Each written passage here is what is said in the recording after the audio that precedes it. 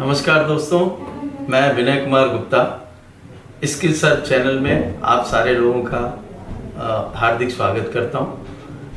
ये प्लेटफॉर्म आपके बेनिफिट के लिए क्रिएट किया गया है। इस प्लेटफॉर्म के थ्रू आप लोग अपनी नॉलेज का एनहेंसमेंट कर सकते हैं, अपनी ज़िंदगी में आगे बढ़ सकते हैं, ग्रोथ कर सकते हैं। आप जिस संस्थान के साथ काम कर रहे हैं उस संस्थान की ग्रोथ कर सकते हैं। इस स्किल सर्च माध्यम में हम डिफरेंट टॉपिक्स के ऊपर, टेक्निकल टॉपिक्स और बाकी टॉपिक्स के ऊपर हम वीडियो बनाकर इसके ऊपर डालते रहते हैं, जिस वीडियोस के थ्रू आप अपने आप का डेवलपमेंट कर सकते हैं और अपनी इंडस्ट्री का डेवलपमेंट कर सकते हैं। आज हम इस प्रोग्राम के थ्रू सुपरवाइजरी डेवलपमेंट प्रोग्राम के थ्रू, ये बहुत इंपॉर्टेंट प्रोग्राम है, ये सारी जिंदगी आपके काम आएगा। इस प्रोग्राम के थ्रू हम ये जानेंगे कि सुपरवाइजर की इंडस्ट्री में इंपॉर्टेंट क्या है और सुपरवाइजर की ड्यूटीज क्या हैं, क्या क्या क्वालिटीज एक सुपरवाइजर के अंदर होनी चाहिए और कैसे अपनी टीम को बिल्डिंग करता है। तो इस प्रोग्राम के थ्रू हम ये सब जानने की कोशिश करेंगे, जो आपके लिए बहुत इंपॉर्टेंट और फायदेमंद है। तो अब सबसे पहले हम introduction, what is the supervisory development program.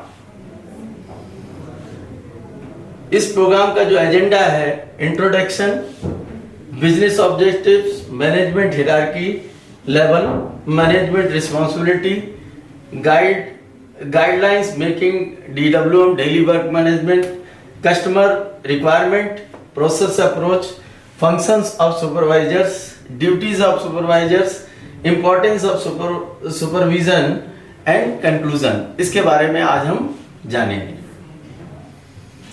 इस प्रोग्राम का ऑब्जेक्टिव क्या है? To create awareness among participants about the role of the supervisory in our organization, to prepare them for managing and engaging team down the level in changing scenario, to improve the shop floor management for effective utilization of available resources, to improve the effectiveness and efficiency of the plant. Concept क्या है? The word supervision derives from two words, super plus vision. Super plus vision को मिला के एक supervision बना है। तो super क्यों बोलते हैं? कि सुपर मीन्स कि जिस चीज का विजन कर रहा है, जिस चीज का विजुअलाइजेशन कर रहे हैं हम, वो एक सुपीरियर अथॉरिटी है जिसका लेवल अलग है, जो सारा प्लांट को मॉनिटर कर रहा है और उसका देखने का तरीका, उसका विजन एक डिफरेंट होता है। And supervision means overseeing the employees at work. Supervision is the act of watching a person or activity and making them responsible for everything done is correctly or safely. To ensure maximum utilization of resources, हम बहुत सारे resources use करते हैं, just like a man, machine, material और method। तो इन resources का utilization कैसे कर सकते हैं? एंड एम्प्लॉइज को, जो हमारी टीम नीचे काम कर रही है, उस एम्प्लॉइज को मोटिवेट कैसे कर सकते हैं जिससे इनकी परफॉर्मेंस में इनहेंसमेंट हो। Intelligent utilization of human talent को किस तरीके से हमने यूटिलाइजेशन करना है जिससे बेस्ट रिजल्ट हमें मिले। टू इंश्योर प्रॉपर परफॉर्मेंस, जो हमने काम दिया है उस काम का रिजल्ट सही आ रहे हैं कि नहीं आ रहे हैं, एक ड्यूटीज है।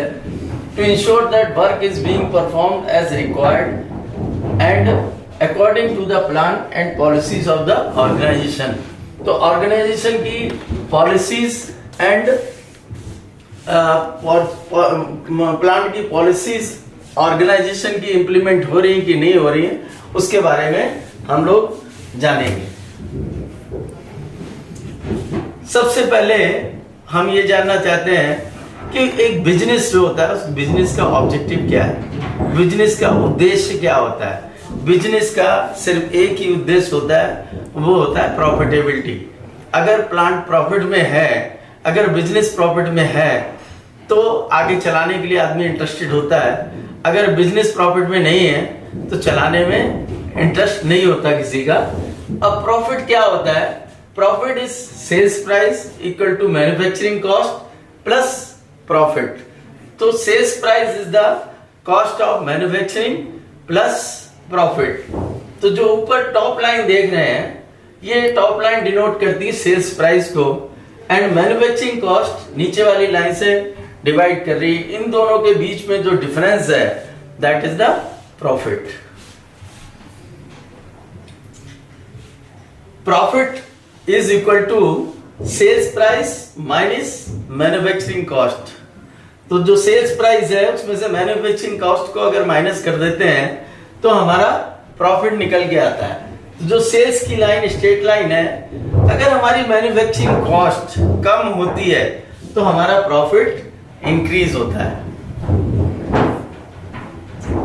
सेकंड केस में profit is equal to sales price minus manufacturing cost. Then अगर हमारी मैन्युफैक्चरिंग कॉस्ट अगर बढ़ती है, इंक्रीज होती है, तो हमारा प्रॉफिट कम हो जाता है।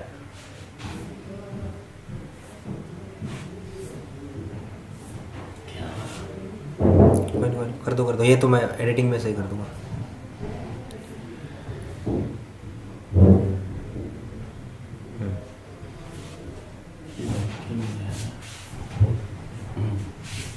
टू मेंटेन द प्रॉफिट को मेंटेन करने के लिए हमें अपनी मैन्युफैक्चरिंग कॉस्ट को कंट्रोल करना पड़ेगा, जो हमारे कंट्रोल में होनी चाहिए।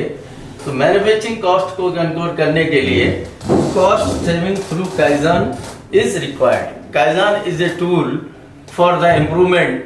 तो मैन पावर की इम्प्रूवमेंट, मशीन की एफिशिएंसी बढ़ाना, मटेरियल की कॉस्ट को कम करना, एंड अपने मेथड को ठीक करना, जिससे हमारी वेस्टेजेस कम हो, जिससे मैन्युफैक्चरिंग की कॉस्ट आपकी कम होगी और आपका प्रॉफिट इंक्रीज होगा या प्रॉफिट मेंटेन होगा।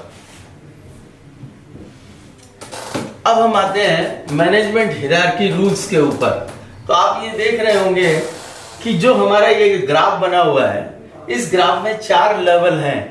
The first level is working levels, जो वर्कमैन्स काम करते हैं शॉप फ्लोर पे। Second level is supervisor level, third level is managers, and fourth level is senior management और टॉप मैनेजमेंट। तो आप अगर देखते हैं कि इस ग्राफ को अगर मैं एक इंक्लाइंड लाइन खींच दूं इसके ऊपर, तो ये 2 भागों में डिवाइड हो जाता है। तो एक्स एक्सिस में आप देख रहे होंगे, एक्स एक्सिस में डेली वर्क मैनेजमेंट है एंड वाई एक्सिस में इंप्रूवमेंट है। तो आप देखते हो इसके द्वारा देख रहे होंगे कि जो हमारा वर्कमैन है वो 90% डेली वर्क मैनेजमेंट करता है एंड 10% इंप्रूवमेंट करता है।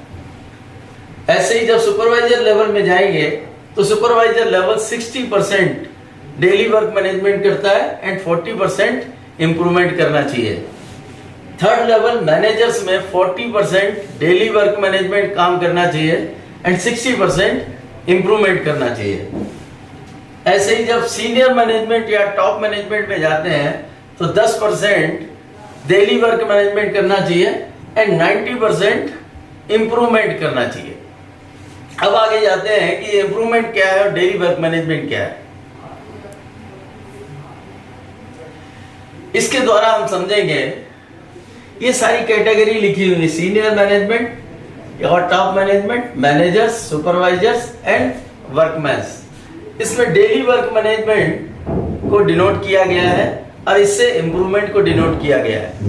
अब जो टॉप मैनेजमेंट है वो 90% जो इंप्रूवमेंट करती है, क्या करती है, they are policy making, policy maker होते हैं, पॉलिसी बनाते हैं, उसके अप्रूवल देते हैं एंड उसकी मॉनिटरिंग करते हैं। मॉनिटरिंग आप इम्प्लीमेंटेशन, प्रॉफिटेबिलिटी को मॉनिटर करते हैं, देन कस्टमर सेटिस्फेक्शन मॉनिटर करते हैं, बिजनेस डेवलप करते हैं and effectiveness of quality management system. ये काम होता है टॉप मैनेजमेंट का। देन मैनेजर्स की जो रिस्पॉन्सिबिलिटी है 40% daily work management and 60% improvement. तो they are working for policy and QMS implementation, monitoring of PQCD-SM। PQCD-SM से मतलब है productivity, quality, cost, delivery, safety and morale. And development of supervisors, through training, monitoring and motivation. Then quality circles and Kaizen, cost saving, ये सारे काम, ये सारी responsibility managers की होती हैं. देन सुपरवाइजर लेवल में जाते हैं तो 60% daily work management and 40% improvement. तो ये क्या करते हैं कि मॉनिटरिंग ऑफ प्रोसेस, जो हमारा प्रोसेस चल रहा है उसकी मॉनिटरिंग करते हैं, quality management system and maintain the records. जो क्वालिटी मैनेजमेंट सिस्टम में हम रिकॉर्ड जनरेट करते हैं वो रिकॉर्ड जनरेशन ये लोग करते हैं. Development of down the level through training, motivation and shop floor management, kaizen activity, ये सारी रिस्पॉन्सिबिलिटी होती हैं हमारे सुपरवाइजर लेवल की. देन नीचे चलते हैं. अब अगर वर्कर लेवल में जाते हैं तो 90% वर्कर डेली वर्क मैनेजमेंट करता है एंड 10% इंप्रूवमेंट करता है. तो 90% में प्रोसेस, जो भी प्रोसेस चल रहा है, चाहे वो वेल्डिंग प्रोसेस है, चाहे प्रेसिंग प्रोसेस है, चाहे वो इंजेक्शन मोल्डिंग है, डाई कास्टिंग मशीन है, तो 90% वो मशीन चलाता है, जो बहुत इंपॉर्टेंट है. एंड छोटे छोटे इंप्रूवमेंट करता है, जैसे काइजान, छोटे छोटे काइजान किए और सजेशन स्कीम में पार्टिसिपेट करता है. ये सारा काम होता है मैनेजर्स, जो वर्कमैन लेवल का. तो ये मैंने आपको मैनेजमेंट रिस्पॉन्सिबिलिटी समझाई थ्रू हमारा जो हिरार्की, मैनेजमेंट हिरार्की रूल है उसके थ्रू. अब आते हैं हमारे डेली वर्क मैनेजमेंट, DWM बहुत इंपॉर्टेंट है. तो हम DWM के ऊपर आते हैं और समझते हैं कि DWM क्या होता है. तो एक जो शॉप फ्लोर में जो आदमी काम कर रहा है उसे कैसे काम करना चाहिए, उसका एक ब्रॉड लेवल में हम लोग समझते हैं. तो सबसे पहले जब आप प्लांट में आते हैं तो 2 घंटे 2 आवर्स आपने शॉप फ्लोर पे देना है, क्योंकि जितनी भी प्रॉब्लम्स हैं वो सारी शॉप फ्लोर पे हैं और उनके सोल्यूशन भी शॉप फ्लोर पे ही हैं. तो आपको एटलीस्ट 2 घंटे आपको शॉप फ्लोर पे देने हैं. अब शॉप फ्लोर पे जब 2 घंटे देने हैं तो शॉप फ्लोर पे करना क्या चीज मॉनिटर करनी है. तो उसमें 1:2 मॉनिटरिंग करनी है ऑन शॉप फ्लोर. सेफ्टी का कोई इशू तो नहीं है, मटेरियल हैंडलिंग प्रॉपर तरीके से हो रही है कि नहीं हो रही है, inventories of raw material, BOP and consumers, implementation of basic systems, wastage on shop floor, rejection और rework, इन सारी चीजों की मॉनिटरिंग करनी है during the shop floor visit. Then उसके बाद 1 घंटे हमने मीटिंग करनी है down the level. Different department काम करते हैं. परचेज डिपार्टमेंट होता है, स्टोर डिपार्टमेंट होता है, मेंटेनेंस डिपार्टमेंट होता है, HR डिपार्टमेंट होता है. तो इन सारे डिपार्टमेंट्स के साथ शॉप फ्लोर के ऊपर, बोर्ड के ऊपर हम लोग मीटिंग करते हैं. तो उस मीटिंग में क्या रिव्यू करते हैं, PQCDSM. P से प्रोडक्टिविटी, Q से क्वालिटी, C से कॉस्ट, D से डिलीवरी, S से सेफ्टी एंड M से मोरल. तो उसकी हम देखते हैं कि हमने प्लान क्या किया था, एक्चुअल क्या रहा, अगर उसमें गैप रहा तो वो गैप क्यों रहा, उसका कारण क्या था, उसका रूट कॉज क्या था और उसका करेक्टिव और प्रिवेंटिव एक्शन क्या लिया गया. हम उस गैप एनालिसिस करते हैं, करेक्टिव प्रिवेंटिव एक्शन लेते हैं, कंसर्न्स को हम लोग एड्रेस करते हैं एंड इंप्रूवमेंट्स के बारे में कि भाई आपने इंप्रूवमेंट क्या किया, वो इंप्रूवमेंट को रिव्यू करते हैं. 1 घंटे वो करना चाहिए. Then product and process audit, क्योंकि हमारा जो कुछ भी है, जो शॉप फ्लोर पे जो रिजल्ट आ रहे हैं, जो प्रोडक्ट बन रहा है वो प्रोसेस के थ्रू बन रहा है. तो इसलिए प्रोडक्ट का ऑडिट एंड प्रोसेस का ऑडिट प्लान बना के किसी एक प्रोडक्ट का एटलीस्ट प्रोडक्ट ऑडिट करना चाहिए और किसी एक प्रोसेस का प्रोसेस ऑडिट पर डे आपको करना चाहिए. तो उसमें क्या करते हैं, plan 1 manufacturing line audit on daily basis to understand gap between plan versus actual and take corrective and preventive action. Then training and development, 2 घंटे हमने ट्रेनिंग और development, because our team is most important. वो हमारी working hand है. हम जब तक हमारे वर्किंग हैंड स्ट्रांग नहीं होंगे तब तक हमारे रिजल्ट नहीं आएंगे. तो इसलिए वर्किंग हैंड को स्ट्रांग करने के लिए हमें 2 घंटे डेली लगाने चाहिए. तो plan one training program on daily basis to develop down the level based on PQCDSM or need of shop floor.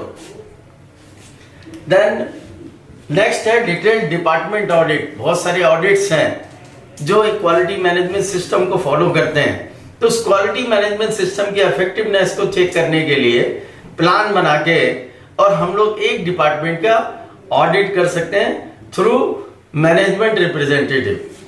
तो उसमें क्या है, plan one supporting department review on daily basis, for example quality, maintenance, HRD, purchase department, store department, tool room department. तो किसी एक department को लेके और उसका ऑडिट, उसके डिपार्टमेंट की वीकनेस, उसके डिपार्टमेंट की स्ट्रेंथ को हम आइडेंटिफाई कर सकते हैं। अब हम बात करते हैं कस्टमर रिक्वायरमेंट की। तो कस्टमर रिक्वायरमेंट क्या होती है? कस्टमर हमेशा हमसे QCD, QCD means Q means quality, C means cost and D means delivery. तो कस्टमर आपसे 3 चीजें मांगता है, कम कॉस्ट में अच्छी क्वालिटी और टाइम से डिलीवरी। अगर ये हम कस्टमर को देते हैं तो कस्टमर सेटिस्फाई हो जाता है। अब कस्टमर QCD को मेंटेन करने के लिए क्वालिटी को हमेशा मेंटेन करना पड़ता है through implementation of quality management system, to check the effectiveness of the quality management system, to check the efficiency of the machine. Then cost हमेशा सस्टेन करनी पड़ती है through kaizen, quality circle and control of wastage of 4M, man, machine, material and method. And delivery को control करने के लिए हमें improvement करने पड़ते हैं, काइजन करने पड़ते हैं, क्वालिटी सर्कल बना के उसके ऊपर काम करना पड़ता है, तब जाके रिजल्ट आते हैं। To maintain QCD requirement, effective management is required. तो दोस्तों, अगर मैन और मशीन और मटेरियल, मैन, मशीन, मटेरियल और मेथड, अगर ये चारों चीजें हैं तो प्रोडक्शन तो चलेगी, उसे कोई नहीं रोक सकता। बट वो रिजेक्शन ना बने, रिवर्क कम हो, हमारे रिसोर्सेज की वेस्टेज कम हो, उसे कंट्रोल करने के लिए हमें मैनेजमेंट इज रिक्वायर्ड। तो मैनेजमेंट का काम है सिर्फ इंप्रूवमेंट करना, इफेक्टिवनेस चेक करते रहना एंड प्लान वर्सेस एक्चुअल के बीच के गैप का एनालिसिस करते रहना, करेक्टिव एक्शन लेना, प्रिवेंटिव एक्शन लेना और उसके ऊपर काम करना। एक सबसे इंपॉर्टेंट नोट है, do your job instead of others. Normally आपने इंडस्ट्रीज में देखा होगा, लोग अपना काम छोड़ के ना और दूसरे के काम की तरफ ज्यादा ध्यान दे रहे हैं कि भाई पड़ोसी क्या कर रहा है। तो इसलिए हमने दूसरा क्या कर रहा है उसके ऊपर ध्यान नहीं देना है, हमने हमेशा ध्यान देना है कि हम क्या कर रहे हैं, हम कितना कंट्रीब्यूशन कर रहे हैं इंडस्ट्री को, हमारी क्या इफेक्टिवनेस है, हमारे क्या रिजल्ट हैं। अगर हर आदमी अपने अपने काम का अगर सुधार कर लेगा तो इंडस्ट्री जो है ना वो तरक्की करेगी। तो management is required only for the improvement. तो मैनेजमेंट का काम है ओनली इम्प्रूवमेंट करना, शॉप फ्लोर इम्प्रूवमेंट, प्रॉफिटेबिलिटी को बढ़ाना, वेस्टेज को कंट्रोल करना। अब हम बात करते हैं प्रोसेस अप्रोच की। तो आप एक डायग्राम देख रहे होंगे, इस डायग्राम में man, machine, material and method, ये 4 चीजें हैं जो हमारा इनपुट कहलाती हैं। किसी भी प्रोसेस को चलाने के लिए ये रिसोर्सेज चाहिए होते हैं। Man, machine, material, method is the resources. Then इन रिसोर्सेज को जब हम प्रोसेस में लगाते हैं तो मेजरमेंट एंड मॉनिटरिंग का सिस्टम डिफाइन करना पड़ता है कि जो आउटपुट है उसे मेजर कैसे करेंगे, प्रोसेस को मेजर कैसे करेंगे एंड उसकी मॉनिटरिंग करनी पड़ती है, जिससे हमारे रिसोर्सेज को वेस्टेज कम हो और रिसोर्सेज को कंट्रोल करना पड़ता है। जब ये सारे काम हम करते हैं तो एक आउटपुट निकलता है, वो आउटपुट को हम प्रोडक्ट बोलते हैं। तो हमारे हाथ में, हमारे कंट्रोल में क्या है, हमारे कंट्रोल में ये प्रोडक्ट हमारे कंट्रोल में नहीं है। हमारे कंट्रोल में man, machine, material and method, ये 4 चीजें हमारे कंट्रोल में है।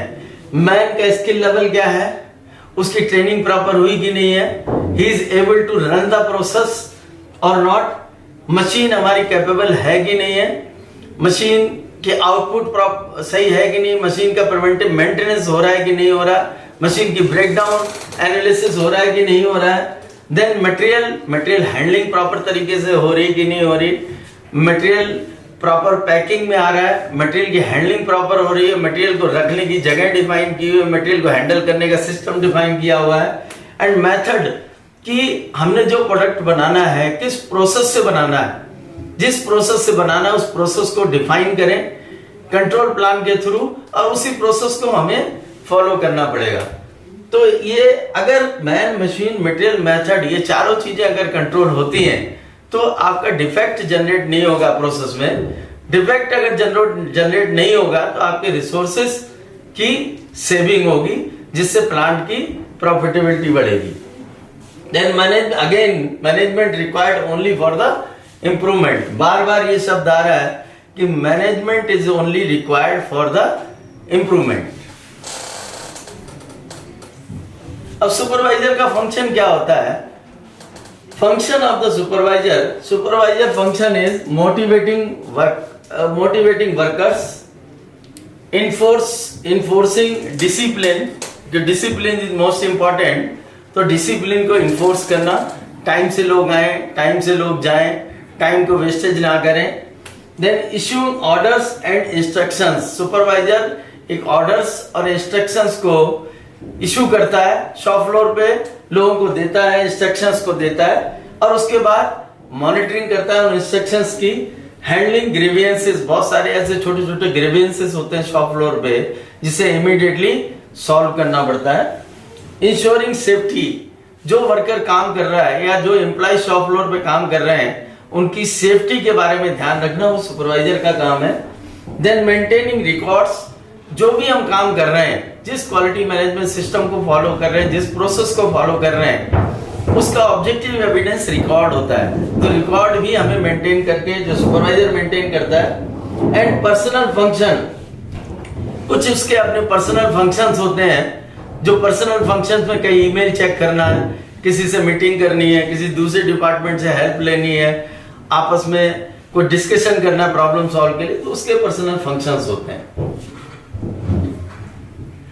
Then function of organization level पे सुपरवाइजर के जो फंक्शंस होते हैं वो 15% प्लानिंग करता है, 10% कंट्रोलिंग करता है, 24% ऑर्गेनाइजिंग करता है, एंड 51% लीडिंग रोल में रहता है। तो supervisor is a leader of his team, जो उसे डायरेक्शन देता है, उनकी मॉनिटरिंग करता है, उन्हें मोटिवेट करता है, उन्हें डेवलप करता है, उन्हें ट्रेनिंग देता है। तो वो लीडिंग रोल में हमेशा रहता है।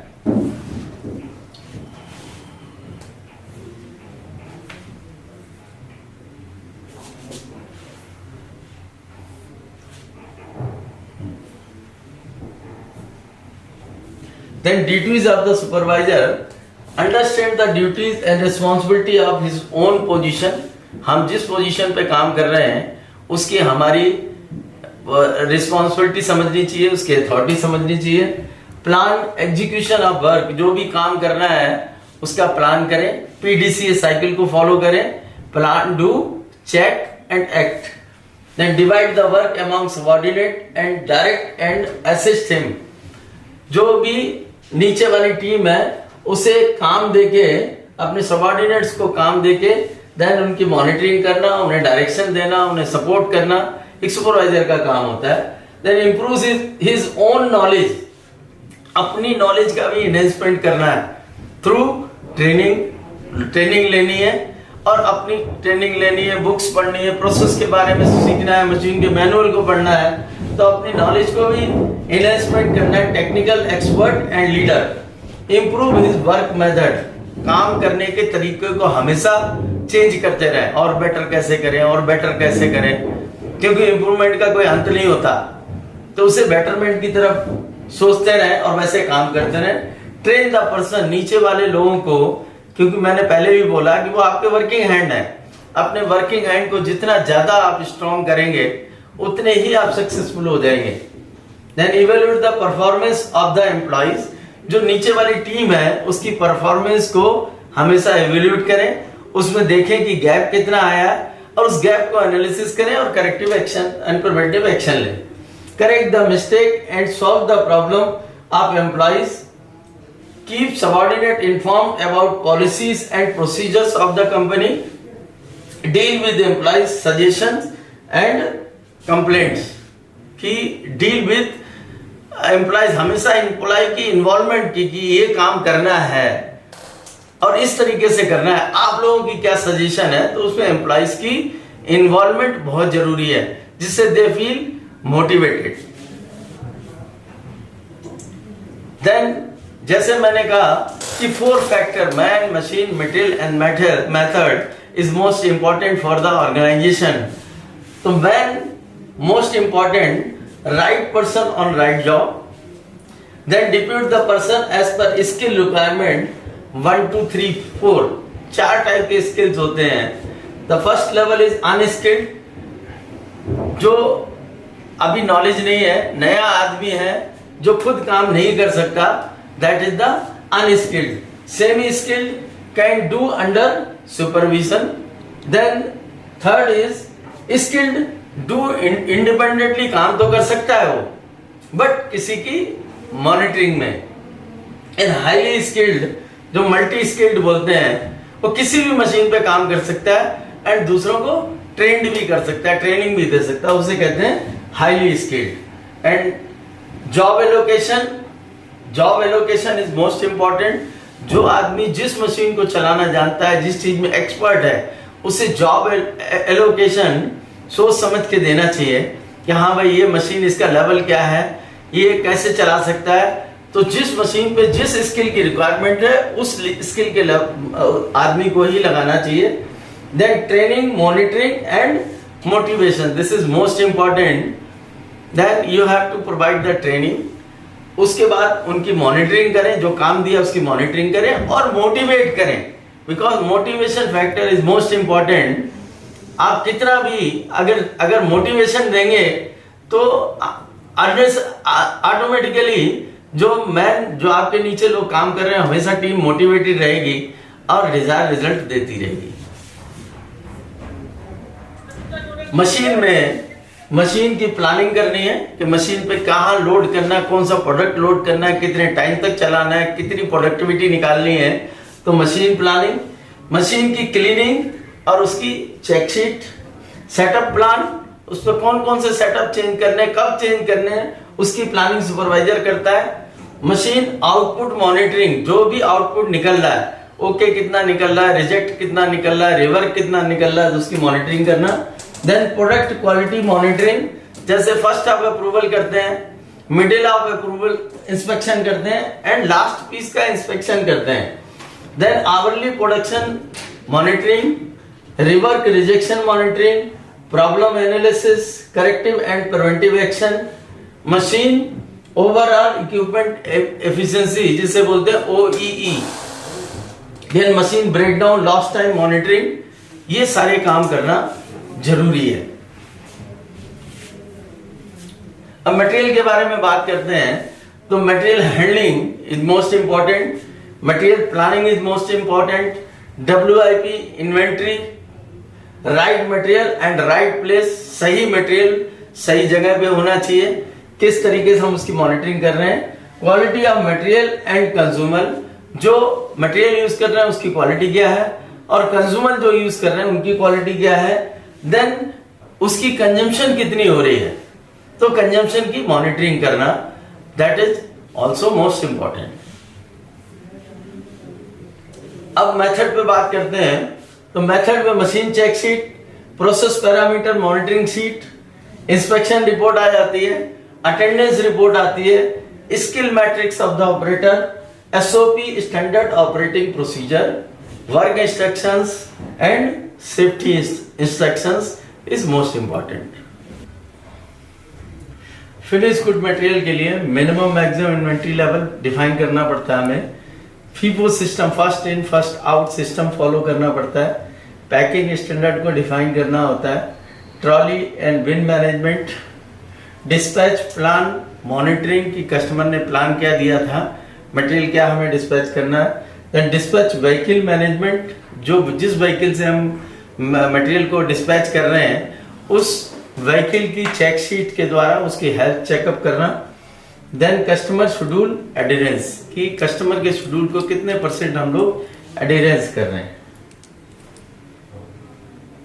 सुपरवाइजर की रिक्वायरमेंट क्या होती है, एक सुपरवाइजर के अंदर क्या क्या गुण होने चाहिए, हम उसके बारे में जानते हैं। एक तो सुपरवाइजर इंटेलिजेंट होना चाहिए, प्रॉब्लम आने से पहले सुपरवाइजर को पता लग जाए कि हाँ जी प्रॉब्लम आने वाली है। दूसरा, उसके अंदर टेक्निकल एबिलिटी होनी चाहिए, he is able to solve the any technical problem on the shop floor. Then skill, knowledge and attitude required for supervision, एक स्किल लेवल चाहिए एंड उसका पॉजिटिव एटीट्यूड होना चाहिए towards the problem solving. Then interpersonal and professional skill होना चाहिए, आपस में अपनी टीम को जोड़ के कैसे रखना है, उनके कन्फ्लिक्ट को कैसे दूर करना है, एक टीम वर्क कैसे जनरेट करना है, और एक प्रोफेशनल स्किल भी उसके अंदर होना चाहिए कि कितना ज्यादा इन्वॉल्व होना है, कितना कहां पर इन्वॉल्व नहीं होना है। Then attitude is most important, attitude towards our team, attitude towards our company. तो पॉजिटिव, हर चीज को पॉजिटिव सोचना और पॉजिटिव ही लेके चलना, ये एटीट्यूड सुपरवाइजर्स के अंदर बहुत जरूरी है। Awareness about rules and regulation, her company के कुछ ना कुछ रूल्स एंड रेगुलेशंस होते हैं, तो उन रूल्स रेगुलेशंस का पालन हो रहा है कि नहीं हो रहा है, उसका इम्प्लीमेंटेशन प्रॉपर तरीके से है कि नहीं है। देन गुड जजमेंट, कोई भी प्रॉब्लम आती है उस प्रॉब्लम का क्या सोल्यूशन होना चाहिए, प्रोबेबल सोल्यूशन क्या है, उस सोल्यूशन के बारे में सोचना और सही जजमेंट देना। देन एंथुसियाज्म, अपनी टीम के लिए लीडरशिप रोल अदा करना और हमेशा अपनी टीम को मोटिवेट करके रखना, ये सारी क्वालिटीज होनी चाहिए एक सुपरवाइजर के अंदर।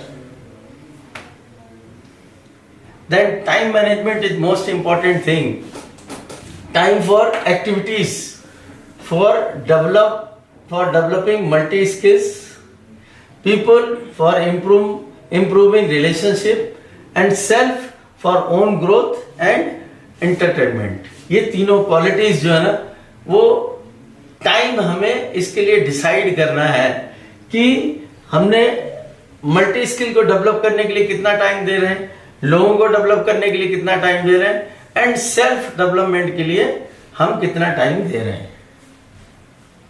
देन इनोवेशन, प्रॉब्लम सॉल्यूशन, अगर प्रॉब्लम है तो उसका सॉल्यूशन है, प्रॉब्लम नहीं है तो उसका कोई सॉल्यूशन नहीं है।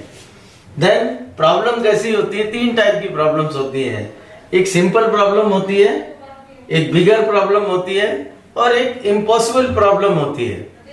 अब जानते हैं कि सिंपल प्रॉब्लम के मैनुअल सॉल्यूशन होते हैं, जैसे 2 ऑपरेटर्स में आपस में कन्फ्लिक्ट हो गया, झगड़ा हो गया, दोनों का झगड़ा निपटा दिया, दोनों को समझा दिया और दोनों की दोस्ती करवा दी, ये सिंपल सॉल्यूशन होते हैं।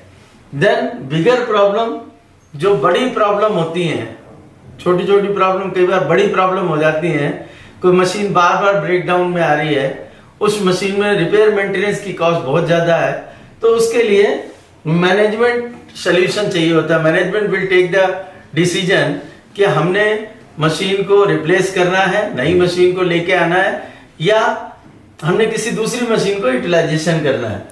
देन इम्पॉसिबल प्रॉब्लम, कुछ प्रॉब्लम ऐसी होती हैं जिनके सॉल्यूशन नजर नहीं आते, ऐसा लगता है कि ये प्रॉब्लम तो हमारे बस की नहीं है, सॉल्व नहीं हो सकती, तो उसके लिए इनोवेटिव सॉल्यूशन चाहिए होते हैं। तो इस टाइप के जिसमें इनोवेशन हो, जो समझ में ना आए सॉल्यूशन क्या है, उस टाइम में इनोवेशन सॉल्यूशन चाहिए होते हैं। Then importance of supervisor, supervisor की इंपॉर्टेंस क्या है? 3 major component of supervision, administrative, educational and supportive. Supervisor के अंदर एडमिनिस्ट्रेटिव होनी चाहिए, क्वालिटीज होनी चाहिए, एजुकेशनल कोचिंग स्टाइल होना चाहिए, एजुकेशनल स्टाइल होना चाहिए, एंड सपोर्टिव स्टाइल होना है, सपोर्टिव टाइप का लीडरशिप होनी चाहिए। To be an effective supervisor you need to be skilled at each of the 3 areas. एक अच्छे सुपरवाइजर के लिए तीनों एरिया में नॉलेज होनी बहुत जरूरी है। एडमिनिस्ट्रेटिव सुपरवाइजर एडमिनिस्ट्रेटिव सुपरवाइजर कैसे होते हैं? Relate to ensuring that work is performed and is performed in a manner that is consistent with the agency policies.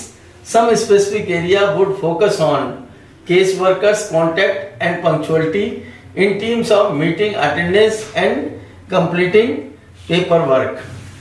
तो एडमिनिस्ट्रेटिव टाइप की जो सुपरवाइजरी डेवलपमेंट होता है वो अपनी टीम को कैसे डेवलप करना है, अपनी टीम की रिक्वायरमेंट क्या है, उसका डेवलप कैसे करना है, ट्रेनिंग क्या देनी है और उसका रिकॉर्ड क्या मेंटेन करना है।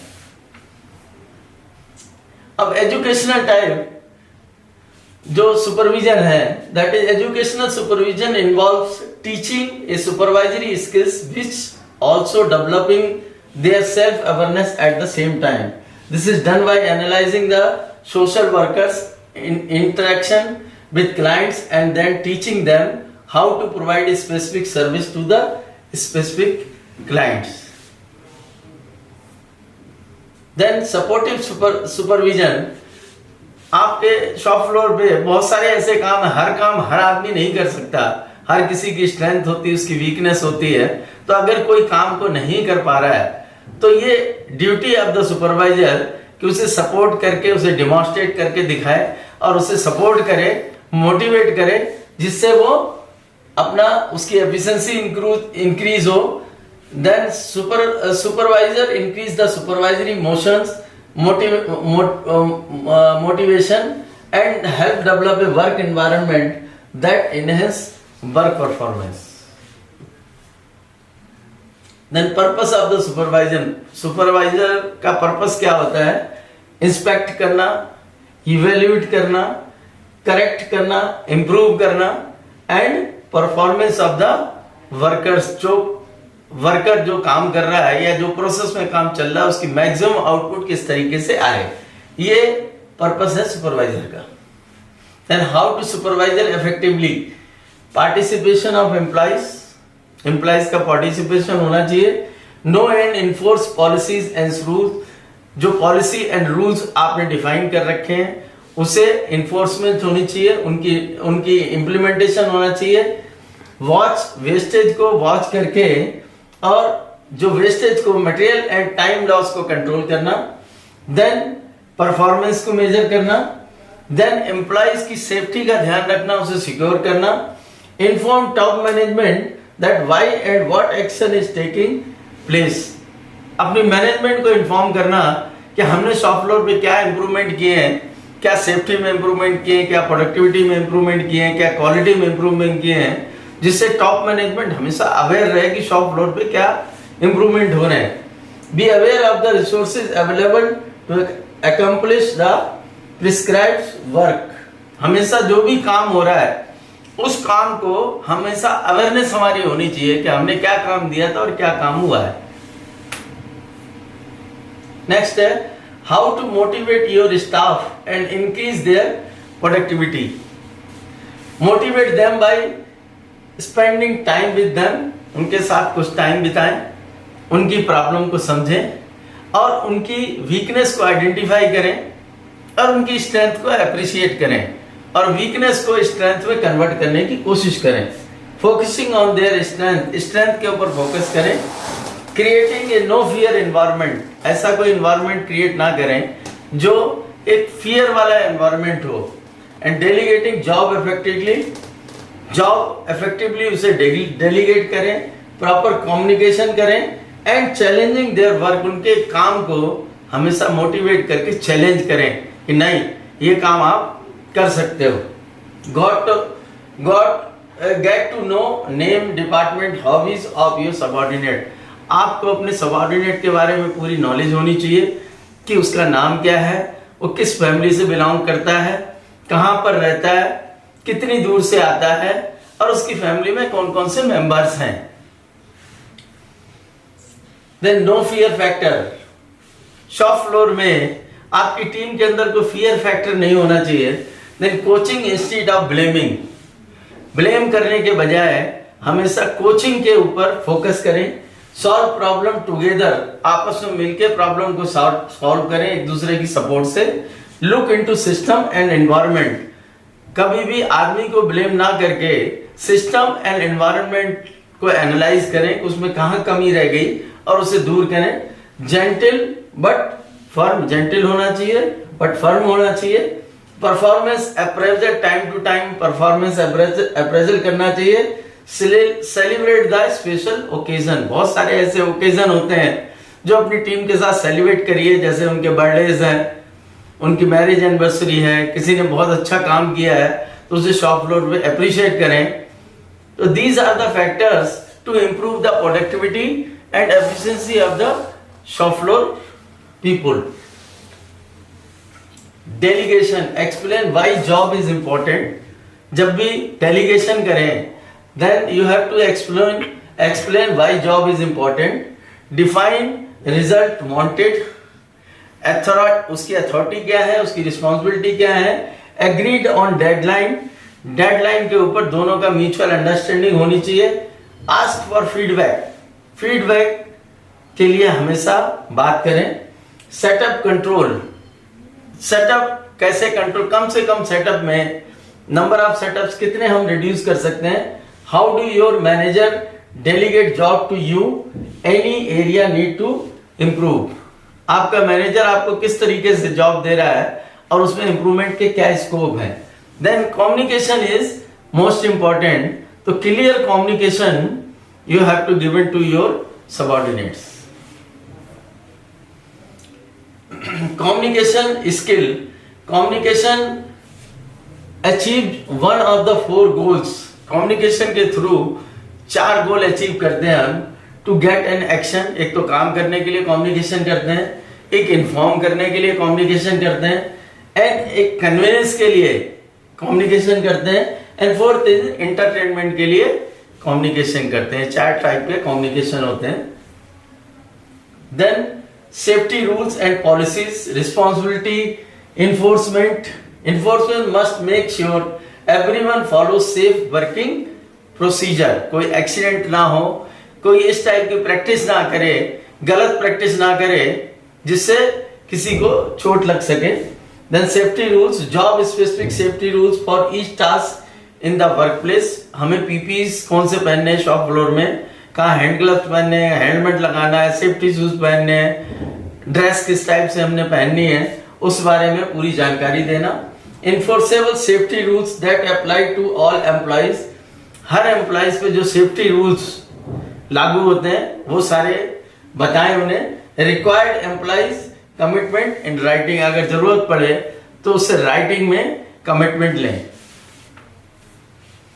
Then supervision need to be regular, supervision regular होना चाहिए। क्विट, नो इंटरप्शन, कोई इंटरप्शन ना हो। डेली अपनी टीम से बातचीत करें, उनकी प्रॉब्लम को अंडरस्टैंड करें by mutual agreement. 2 way discussion, हमेशा 2 वे डिस्कशन होना चाहिए, 1 वे डिस्कशन नहीं। आप अपनी बात को कहिए और उसकी बात को भी सुनिए। देन स्ट्रक्चर्ड वे में होना चाहिए, time bound, structured way and planned तरीके से कम्युनिकेशन होना चाहिए। Then formal and informal communication is most important. Conclusion is, the employee of supervision, the purpose of supervision is to enhance the social workers' professional skill, knowledge and attitude in order to achieve competency in providing quality care. The first objective is, the purpose of supervision is to get the desired result and develop the teamwork to achieve the good result. It aids in professional growth and development and improve outcomes. So this is the purpose is to develop the employees, improve the efficiency, improve the effectiveness, and ultimately increase the profitability of the plant.